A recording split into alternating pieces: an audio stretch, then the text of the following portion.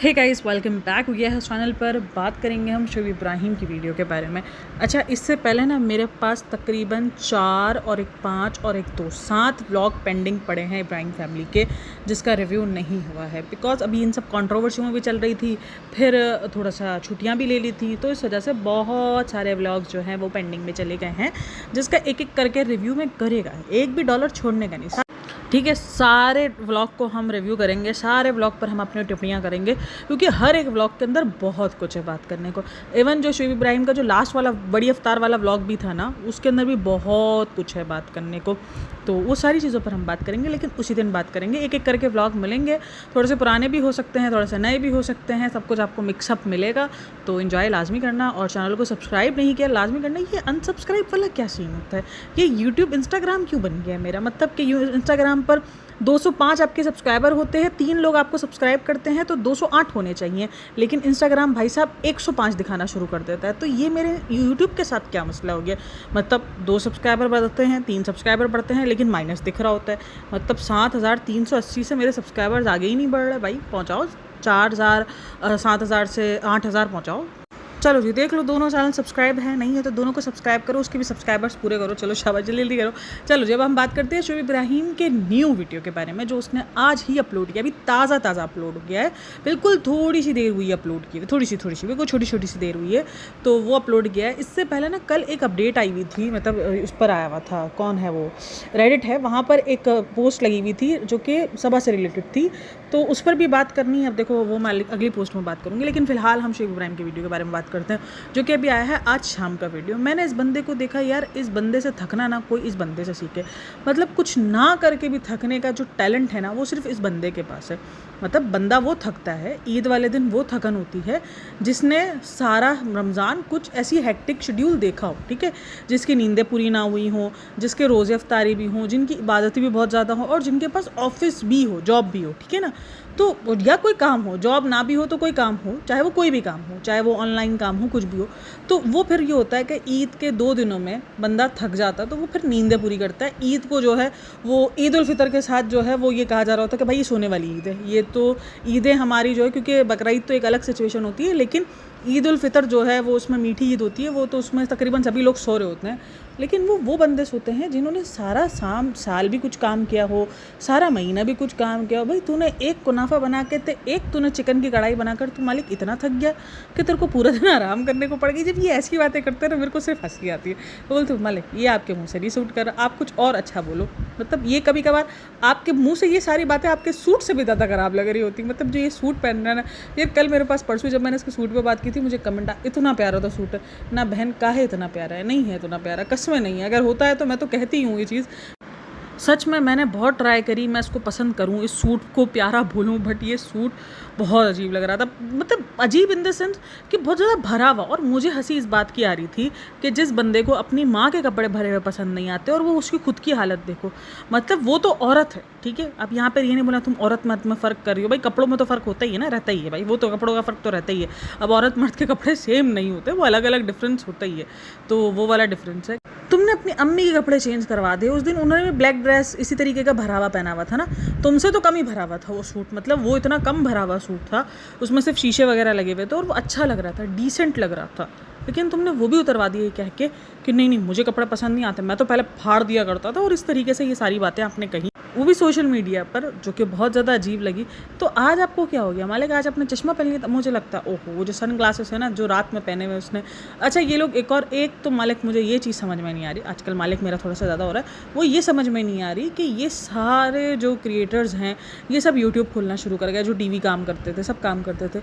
तो भाई तुम लोग टीवी भी करो, तुम लोग फिल्में भी करो, तुम लोग अब यूट्यूब भी करो, तो जो आम बंदा है जिसको एक यूट्यूब प्लेटफॉर्म मिला था जहाँ पर वो अपनी पहचान एक आम बंदा बना सकता है, वो कितने जाएगा? मैंने ये दसो सारे, क्योंकि देखो भाई तुम लोग को फ़ॉरेन व्यूवरशिप मिल जाती है, क्योंकि तुम लोग को देखने वाले बहुत सारे होते हैं, चाहने वाले बहुत सारे होते हैं, जैसे उनको पता होता है कि उनका फेवरेट कलाकार यूट्यूब पर आया है तो वो दे मार्च 4:30 करते हैं। तो वो जो बेचारा आम आदमी जिसको ये एक प्लेटफॉर्म में मिला है वो भी छीन लो मासूमों से। हर दूसरा बंदा जो कि टीवी इंडस्ट्री से बिलोंग करता है, इवन बॉलीवुड वाले ने तो अभी इतना कब्जा जमाने की ट्राई नहीं की है, सिर्फ फराह खान दिखती है ज़्यादा, अर्चना पूरन सिंह और ये 2-4 लोग ही दिखते हैं। लेकिन टीवी वाले अगर आप देखो, क्योंकि टीवी का दौर ख़त्म हो रहा है, अब टीवी पे लोग इतना ज़्यादा देखते नहीं है, तो इतने ज़्यादा अलग है शोज़ बनते हैं, ऐसा नहीं कि शोज़ नहीं बनते, लेकिन फिर भी, और हमारे इधर भी यही हाल है, हमारे इधर भी जो है वो सारे जो ड्रामे के कपल्स हैं वो सब जो है वो खोल के बैठ रहे हैं, मतलब यूट्यूब चैनल, सबके यूट्यूब चैनल बन रहे हैं। तो मालिक जो ये आम बंदे हैं वो कहाँ जाएंगे। तो मैं बात कर रही थी वो जो माता जी हैं उस शो की, ससुराल समर की, उनका कुछ चैनल स्टार्ट हुआ था जिसकी सेरेमनी में ये लोग गए थे। तो वहाँ पर उसने रात के टाइम पे सनग्लासेस पहने हुए थे, तो उस चीज़ पर बहुत सारे कमेंट्स थे कि रात के टाइम पे सनग्लासेस कौन पहनता है। तो वो ही सनग्लासेस उसने अपना कुर्ता डिसाइड करते हुए पहन लिए थे, तो इसको ये चमक धमक नज़र नहीं आई। मालिक अपने मामले में तुमको नज़र नहीं आती चमक धमक, माँ के मामले में तुमको शीशा भी छोटा सा नज़र आ गया कि ये बहुत भरा हुआ सूट है, ऐसे सूट नहीं पहनो, ऐसे सूट में अच्छी नहीं लगती हो। मतलब ये भी इसको जेलसी हो रही थी। अब मेरे को समझ में आया इसने अम्मी का सूट क्यों फाड़ता था और क्यों उसको, क्योंकि उसको ये सूट खुद पसंद है। तो जब ये खुद उस टाइम पे नहीं पहन सकता तो कोई और भी ना पहने। ये ईगो वाली बात थी, ठीक है ना, इसकी ईगो हर्ट हो रही थी। अच्छा, एक कमेंट मैंने रीड किया, उस कमेंट के अंदर ये लिखा हुआ था कि कौन कौन चाहता है कि दीपिका भाभी जल्दी से ठीक हो जाए। तो वहाँ पर किसी ने रिप्लाई किया हुआ था कोई नहीं। मुझे ये सारी चीज़ें देख ना थोड़ा सा, मतलब ठीक है आपको नापसंद है, मैं बिल्कुल मानती हूँ कि वो नापसंदगी या कोई भी ऐसी मतलब नफरत, ये सब कुछ होता है, लेकिन किसी के हेल्थ को लेकर इस तरीके से देखो, हम भी हमेशा कहते हैं कि हमें रियलिटी क्या है क्या नहीं है वो हमें वाकई नहीं पता है। हाँ, जो चीज़ें दिखती हैं वो चीज़ों पर हम ज़रूर बात करते हैं। एक और चीज़, अच्छा मैं कमेंट सेक्शन की बात कर रही हूँ, तो मुझे कमेंट सेक्शन से कल बहुत सारे कमेंट्स है, उसका मैं एंड में रिप्लाई ज़रूर करूँगी, जो थोड़ा बहुत है जो भी है मैं उसका रिप्लाई भी करूँगी। और एक और चीज़ जो मुझे कही गई क्लासिक गाय को लेकर कि उसने आपकी वीडियो का रिप्लाई किया है, इनडायरेक्ट फेम उसने रिप्लाई किया है उसने मेरी वीडियो का रिप्लाई, क्योंकि वो सारे पॉइंट्स मैंने ही उठाए हुए थे और मैंने ही वो सारी चीज़ें क्लियरिटी की हुई थी, क्योंकि जाहिर सी बात है क्लियर मेरी वीडियो पर हुआ है, इसके अलावा किसी ने भी नेहा फैज़ी के लिए वीडियो नहीं बनाई हुई। तो उसमें भी बहुत सारे पॉइंट है, बट ठीक है वो उसका अपना हक है, मुझे लगता है कि वो उसका अपना हक है, वो अपनी तरफ से उस चीज़ को लेकर क्लियरिफाई कर रहा है। मुझे जो चीज़ क्लियर करनी है, क्यों मैंने ये वीडियो बनाई, मैं ये भी बता दूंगी और वो सारी चीज़ें बता दूंगी कि जो मुझसे क्वेश्चन किया गया था नेहा से रिलेटेड कि आप क्यों नेहा के लिए सफाई पेश कर रही हो या क्या आपको नेहा यूज़ करी, इन सारी चीज़ों को लेकर मैं वो भी क्लियर कर दूंगी, ठीक है। तो वो आप एंड में सुन लेना, मैं एंड में क्लियर करूँगी ताकि जिसको सुनना हो सुने वरना ना सुने। चलो जी, अब हम पहुँचते हैं शुएब इब्राहिम की वीडियो के ऊपर। तो वहाँ पर वो ईद वगैरह मिले करें। अच्छा, रेहान को लेकर भी बहुत सारे कमेंट्स थे कि रेहान जो है वो बहुत ज़्यादा कमज़ोर हो गया है। मे बी शायद ये एज, मैंने आपको इससे पहले भी कही थी और मैं अब दोबारा कह रही हूँ कि ये एज होती है ऐसे, जहाँ पर आपकी बॉडी ना हर तरीके से चेंज हो रही होती है, आपकी बॉडी हार्मोन्स भी चेंज हो रहे होते हैं, आपका कद भी अचानक निकल कर आ जाता है। मतलब ये एज ऐसी होती है जहाँ पर आपका कद, आपकी बॉडी सब एक साथ चेंज मारते हैं। और जब आप बहुत ज़्यादा, कुछ लोग सही भी हो जाते हैं और कुछ लोग बहुत अजीब भी हो जाते हैं, अजीब इन द सेंस कि कमज़ोर दिखेंगे, बहुत ज़्यादा उनकी सेहत गिरती हुई दिखेगी। और इस चीज़ पे लेकर रेहान को बात भी की जाती है कि रेहान बहुत ज़्यादा कमज़ोर हो गया है। तो ये शायद उसकी एज ऐसी है, उसकी एज पर मैंने हमेशा कहा, कुछ लोग बोलते हैं शायद इनको ये चीज़ें बहुत टारगेट करती हैं या इनके स्कूल्स में इनको इस चीज़ों को लेकर बात की जाती होगी। अच्छा, एक तरफ इनको मजलूम दिखाया जाता है, एक तरफ जो है वो, ये मैं एक ही उस जगह की बात कर रही हूँ जहाँ पर ये सारी बातें होती हैं। एक जगह जो है वो इनको ये मजलूम दिखाया जाता है कि यार इनके स्कूल में बातें होती होंगी, ये होता होगा, और दूसरी तरफ इन्हीं के लिए बात होती है कि भाई ये दादागिरी करते हैं, ये तो इस तरीके से पकड़े गए हैं, इनको तो सस्पेंड कर दिया गया है, तो ये सारी दादागिरी उनकी दिखती है। तो ये दोनों बातों में से कौन सी रियलिटी है वो चीज़ें तो पता ही नहीं है। खैर, इससे आगे फिर ये ईद का मुबारक। अच्छा, दीपिका के सूट को भी लेकर बहुत सारी बातें हो रही है। वो जो इसका जो वाइट वाला जो इसने महान सूट बनाया ना, भाई मालिक कोई कि इसने बनाया क्या था। ये सूट्स को लेकर हमेशा जो है वो लेकिन देखो इसके ऊपर सूट कर जाते हैं, वो सूट दिखने में लोगों को आंखों में चुभ रहा है, लेकिन वो बंदी अच्छी लग गई, पता नहीं ये इसके तो जादू है। इस चीज़ पर तो लोग माने या ना माने, ये बहुत अच्छे से कैरी कर लेती है यार। जिसको कैरी करना आता है ना चीज़ों को, मुझे लगता है वो बंदा बहुत चीज़ जो ख़राब से ख़राब भी चीज़ हो ना उसमें भी अच्छा लग जाएगा, जिसको चीज़ें कैरी करना आता है। और ये शायद इसके पास एक कुदरत का जो है वो करिश्मा आप कह लो, वो है कि इसके ऊपर चीज़ें सूट कर जाती है, ये बंदी ठीक लग जाती है। हालांकि वो सूट आंखों में चुभ रहा है, बट ये अच्छी लग रही है, मतलब ये ऐसा लग रहा है जैसे ये सूट इसी के लिए ही है। तो ये सारी चीज़ें दिखती हैं। हाँ, कुछ सूट्स के अंदर वो बहुत अजीब लगना शुरू हो जाती है, लेकिन बाकी अदरवाइज़ जो मैं बात कर रही हूँ, अगर आप देख रहे हो तो वो कलर उसके ऊपर अचानक उठ रहा हो, जबकि वो कलर लोगों की आंखों में चुभ रहा है, लेकिन इसके ऊपर अच्छा लग रहा है, ये इसमें अच्छी लग रही है। काफ़ी सारे कमेंट्स में देख रही थी कि दीपिका जी अच्छी लग रही है। मतलब अब ये नहीं बोलोगे कोई क्रश वाली अच्छी, लेकिन अच्छी लग रही है, मतलब बुरी नहीं लग रही देखने में। जो इसके कपड़े इसकी वेबसाइट पर आते हैं जिसमें वो वाकई वो कपड़ों की जो दूसरे मॉडल्स ने पहने हुए होते हैं वो बुरी लग रही होती हैं, वो कपड़े की क्वालिटी बुरी लग रही होती है, वो कपड़े बुरे लग रहे होते हैं, वो डिज़ाइन बुरी लग रही होती है। लेकिन जब उसने अपने ही व्लॉग्स में वो सारी चीज़ें पहनी हुई हैं तो वो ठीक ठीक लगे, मतलब ऐसे फेंकने टाइप कपड़े नहीं लगे जो उसकी वेबसाइट पर जाकर लगने शुरू हो जाते हैं। तो ये एक चीज़ का डिफरेंस मैंने हमेशा इसकी वीडियो में देखा है। तो ये सारी चीज़ें मैं ईद की शाम का इन्होंने वीडियो डाला था, ये जो सारा शाम को रेडी वेडी होते हैं सब, शाम को जो तैयारी होती है। अच्छा, एक चीज़ ना रेडिट पर बहुत ज़्यादा वायरल हो रही है, और ये सिर्फ एक आध जगह वायरल नहीं हो रही होती है, ये 2-3 जगहों पे चीज़ें शुरू हो जाती हैं।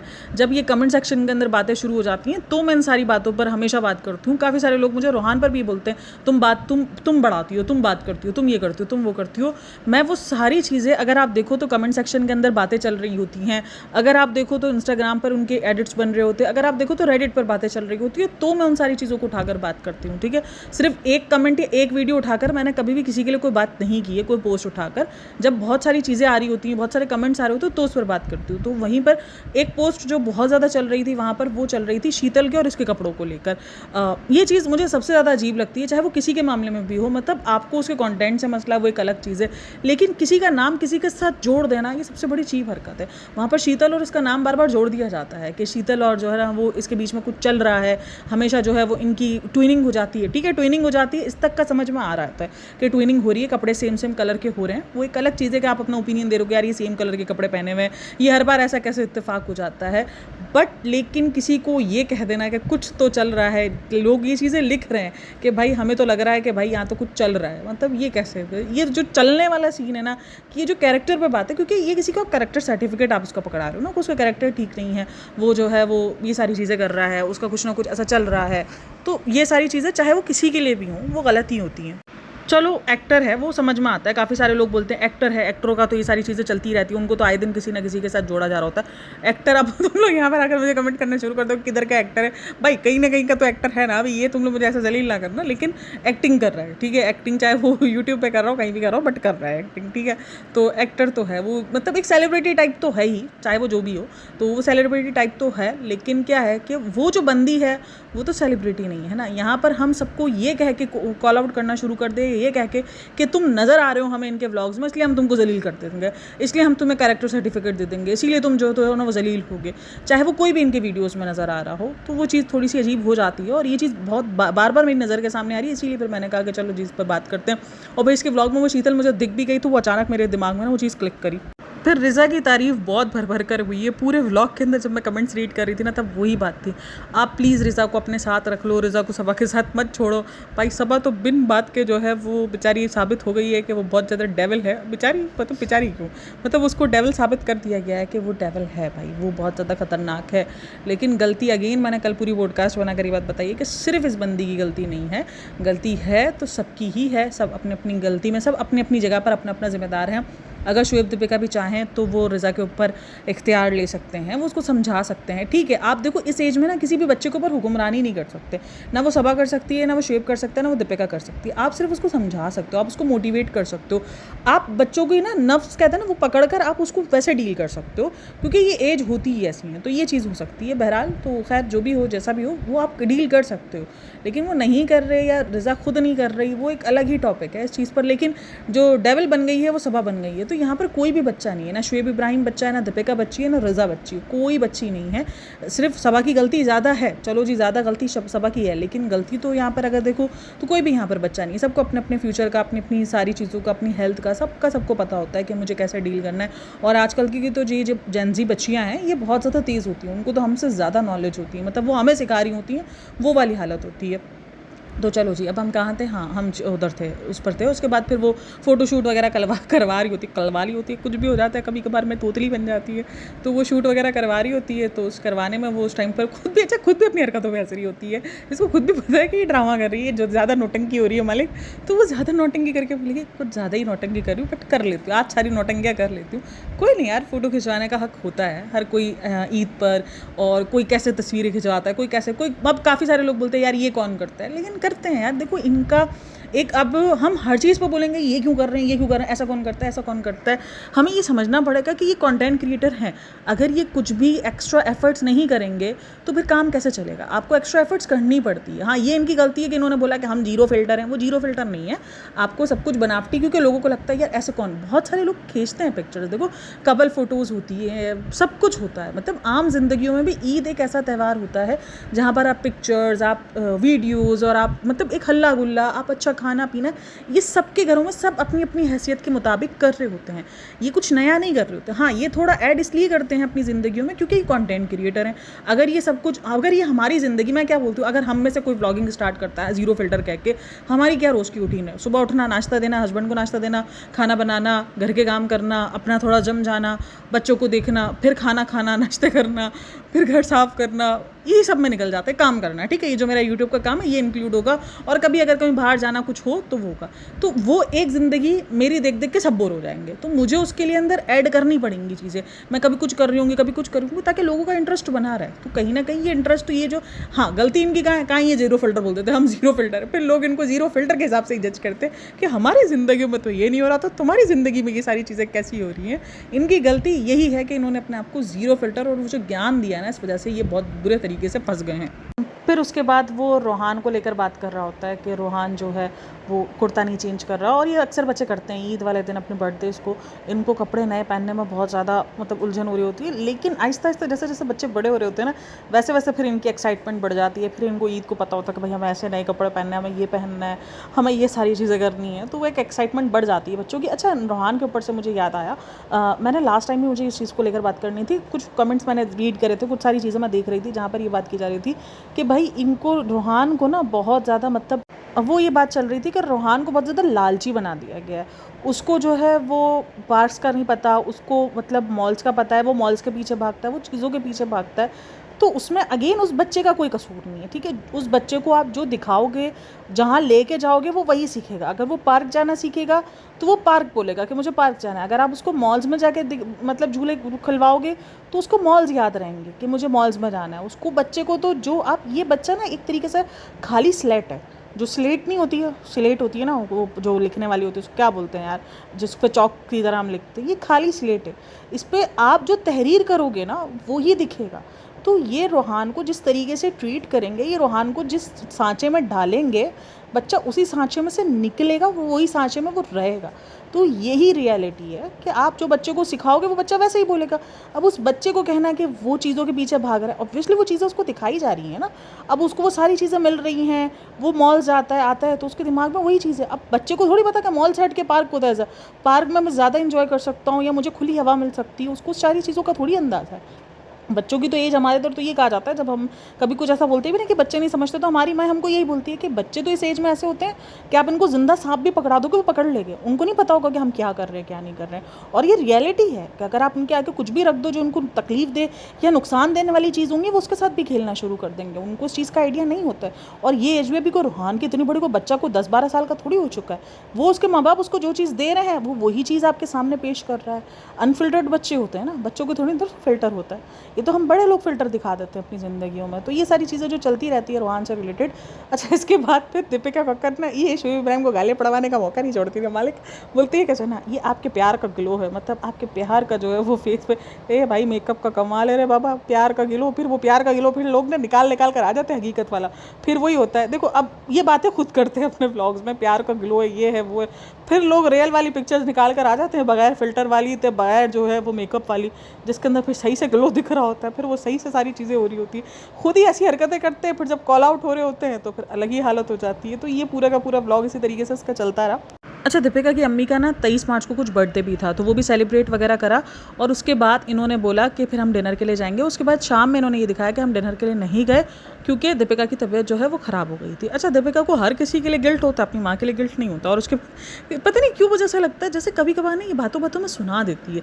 जैसे इसने कहा माँ तो माँ होती है ना, वो समझ गई, उनको लगा कि नहीं इस टाइम पर जो है वो सारी चीज़ों को नहीं देखना चाहिए, इस वक्त तुम्हारी तबीयत ज़्यादा ज़रूरी है। तो वो उसने एक तरीके से देखो ये सारी चीज़ें ना सुनाने में ही आती है कि अगर आप एक तरफ ये बोलते हो कि आपके ससुराल वाले इतने ज़्यादा आपको समझने वाले हैं और इतना सब कुछ है, लेकिन एक तरफ आप ये जता देती हो कि आपकी माँ आपको ज़्यादा समझती है, तो इसका मतलब कहीं ना कहीं रियलिटी तो यही है ना कि ये सब कुछ फेक है, जो आप बोल रही होती है झूठ है। तो ये सारी चीज़ें इसीलिए देखो, एक इंसान अगर अपनी माँ को थोड़ा सा ऊपर दिखा रहा है या माँ को बता रहा है ऊपर से किसी चीज़ में, तो यकीनन वो डिफरेंस उसकी ज़िंदगी में है। तो ये रियलिटी है। अब ये कुछ लोग बोलेंगे नहीं ससुराल, देखो कुछ लोगों को ससुराल बहुत अच्छे मिल जाते हैं, लेकिन वरना ज़्यादातर फ़र्क आपको मिलता ही है कि आपको आपकी माँ से ज़्यादा मुझे नहीं लगता कोई आपके लिए सिंसियर हो सकता है। कुछ जगहों पर माएँ भी हो जाती हैं, मैं ये नहीं बोलूँगी, क्योंकि काफ़ी सारे लोगों के साथ माँओं ने भी गलत किया होता है, बट लेकिन माँओं से ज़्यादा सिंसियर आपके साथ कोई होता नहीं है, आपके साथ कोई नहीं हो सकता। आपका पार्टनर पर बाद में आता है, लेकिन एक माँ ऐसी चीज़ है जो आपकी तकलीफ़, और कहते हैं ना कि माँ आपका चेहरा देखकर समझ जाती है कि आपकी जो आंखें जो लाल हैं वो ना सोने की वजह से कि वो रोने की वजह से, वो एक माँ ही समझ सकती है। ये एक होता है, पार्टनर्स भी होते हैं जो समझ जाते हैं, बट लेकिन ज़्यादातर जो है माँ ही इस तरीके का होती है। तो ये जता देती है इस चीज़ को, जहाँ पर वो ये फील हो जाता है कि इसकी माँ उसको बहुत अच्छे से समझती है और उसने उस तरीके को जता भी दिया। लेकिन मैंने देखा है कि इसको गिल्ट सारी दुनिया के लिए होता है, वो गिल्ट शायद उसको करवाया जाता है या ये उनको गालियाँ पढ़वाने के लिए कर रही होती है, ये एक मिस्ट्री बनी हुई होती है हमेशा। मुझे कभी लगता है कि ये गालियाँ पढ़वा रही है, कभी लगता है कि नहीं ये शायद इसको करवाया जा रहा है। तो ये जो कन्फ्यूजन जो है ना, ये ऑडियंस के दिमाग में भी चलता रहता है कि यार ये असल में हकीकत क्या है, क्या ये जो चीज़ें हैं, ये इतनी ज़्यादा जो चीज़ें ये खुद ऐसी है या इसके साथ वाकई गलत हो रहा है।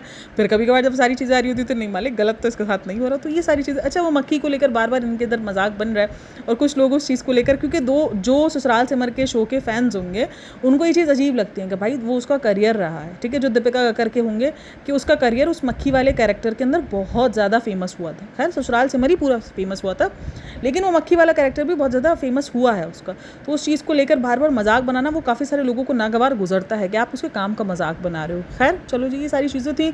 आप लोग क्या कहना है मुझे लाजमी बताना। अब थोड़ी सी हम बात कर लेते हैं कल के कमेंट्स को लेकर। मुझे बहुत सारे कमेंट्स आए थे इस चीज़ को लेकर कि आप क्यों क्लियर कर रही हो। मैंने अपनी उस वीडियो में बता दिया था और दोबारा बता रही हूँ, क्योंकि मैंने ही वो पॉडकास्ट बनाई थी। तो जब मैंने सवाल उठाए और जब मुझे उसके जवाब भी मिले तो कंप्लीट भी तो मैं ही करूँगी ना। अब जाहिर सी बात है, अगर मैं किसी चीज़ पर सवाल कर रही हूँ और मुझे वो जवाब मिल रहे हैं, मैं बोलूँगी नहीं जवाब देने नहीं आऊँगी, मैं सवाल उठाने आ जाऊँगी। मुझे जवाब मिलेगा तो मैं उसका मतलब मैं उसके लिए बात नहीं करूँगी कि देखो ये मुझे जवाब मिल गया।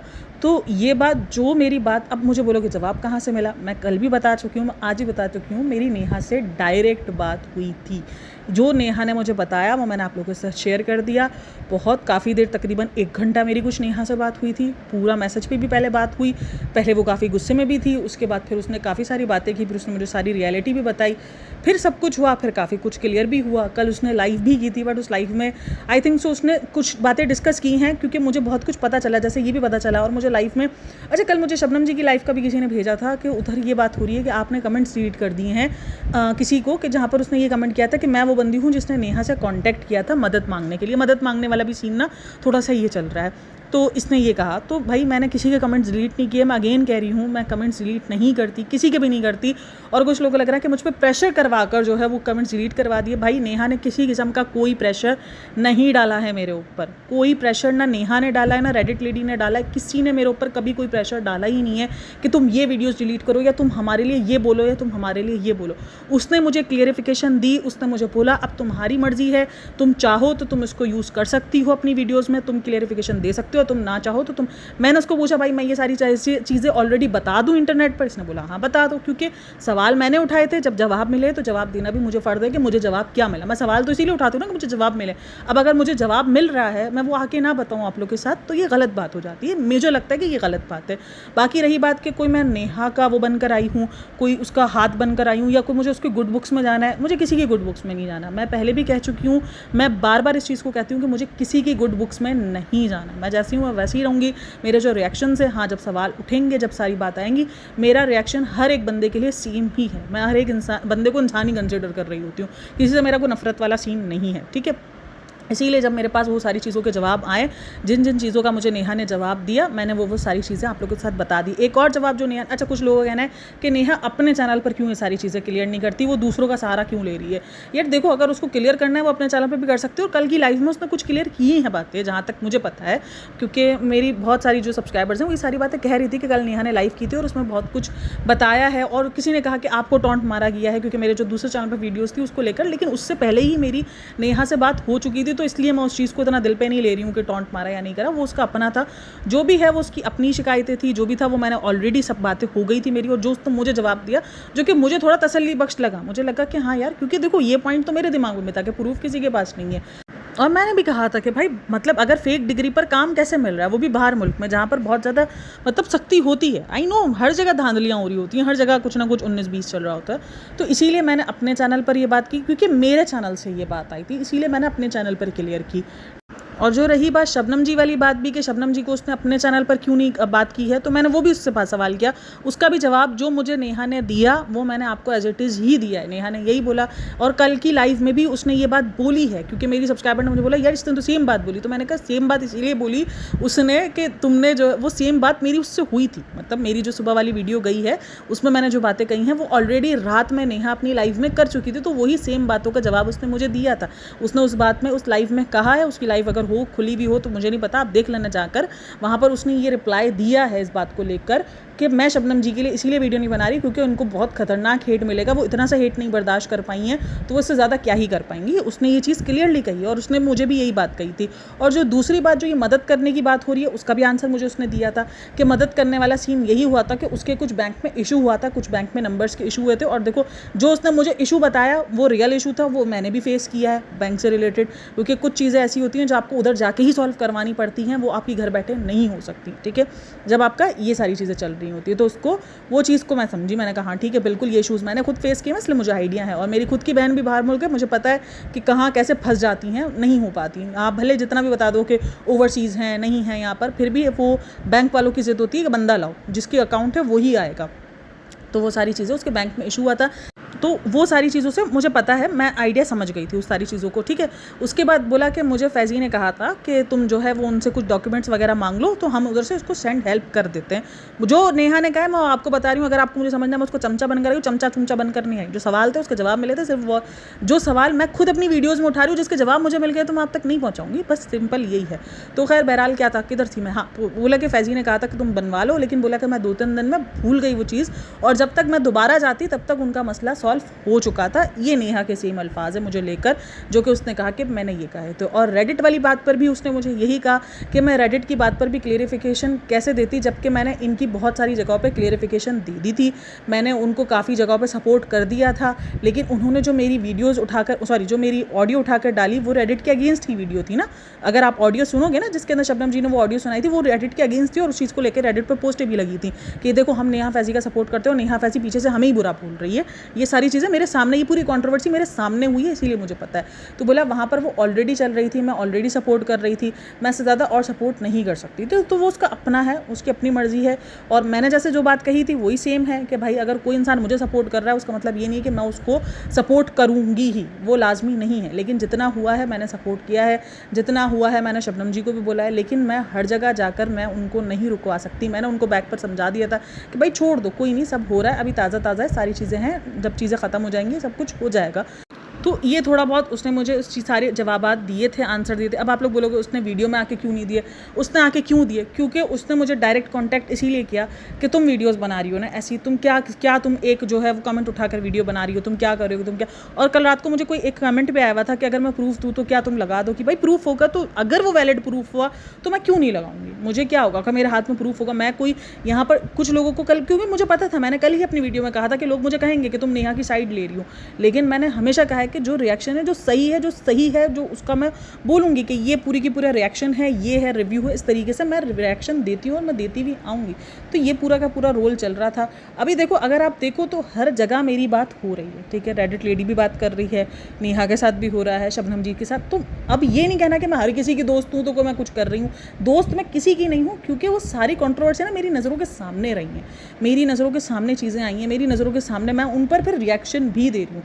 तो ऑब्वियसली बहुत सारे लोग क्या कर रहे हैं, वो डायरेक्ट मुझे रिप्लाई कर रहे हैं। मुझे कल रात में रेडिट लेडी का भी मैसेज आ गया था, मुझे कल रात में ही पता चल गया था कि वो सुबह आने वाली है उसकी वीडियो, उसने मुझे मैसेज कर दिया था। उसने मुझे, देखो उसने प्राइवेट बातों का कहा, मैंने कहीं उसकी प्राइवेट बातें नहीं, उसने खुद ही एक्सेप्ट किया हुआ है ना कि मैंने उसको भी बहुत सारी प्राइवेट बातें बताई हैं, लेकिन उसने कहीं नहीं निकाली। तो मुझे ये सब चीज़ें शेयर नहीं करनी इंटरनेट पर, ठीक है।